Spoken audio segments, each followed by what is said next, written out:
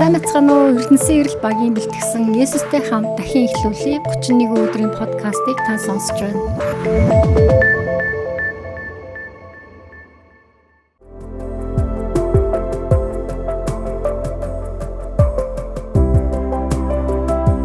Дуулал 56-гийн 3 айц төгшүүр давтахдаа таньдаа л би найдаж байна. Бид айц сандрах үедээ эзэндээ найддаг.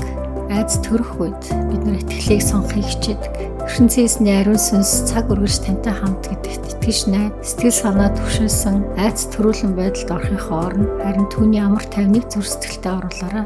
За ингээд ертөнцийн эзэнтэй яриа. Ертөнцийн эзэн минь бид сэтгэл төвшөж айж сандрах үедээ зөвхөн тань руу хандаж, танд найддаг байхад минь туслаач. Элдв сэтгэл хөдлөлөөр биш, харин таны амар тайвнаар өдөртүүлж амьдрахад минь туслаач.